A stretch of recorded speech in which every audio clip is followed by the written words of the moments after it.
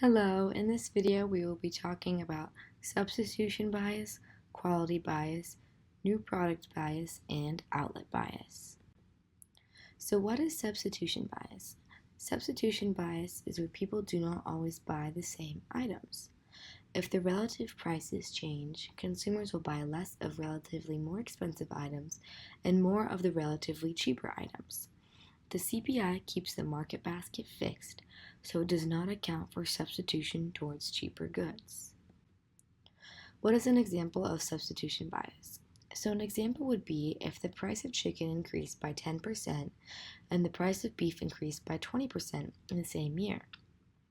Since chicken and beef are substitutes, the consumer will reduce consumption of beef and substitute by consumption of more chicken. The CPI methodology assumes that the consumer will continue to buy the same quantities of chicken and beef, when in reality they're going to buy more chicken because chicken is relatively cheaper.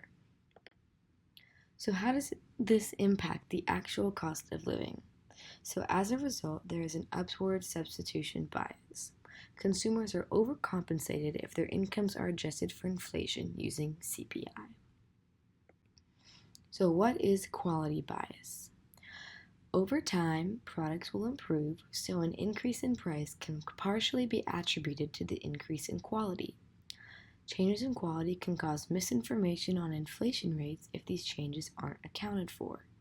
The Bureau of Labor Statistics tries to estimate the effects of improvements, but it is difficult to measure. So how does quality bias impact the actual cost of living? So the CPI tends to overstate inflation because of this quality bias.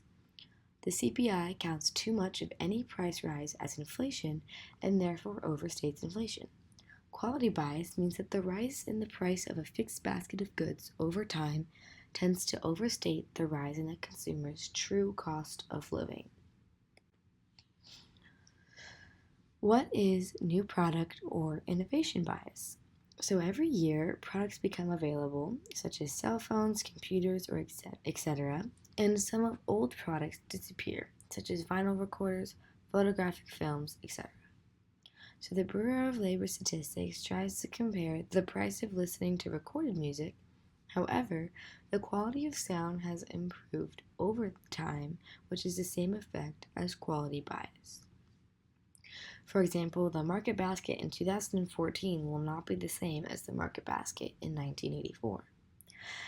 These new products are not introduced into the index immediately.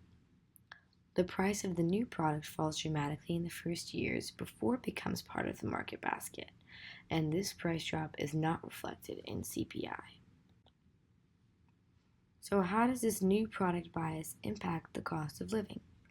When the price of a fixed basket of goods rises over time, the rise in a consumer's true cost of living is often overstated.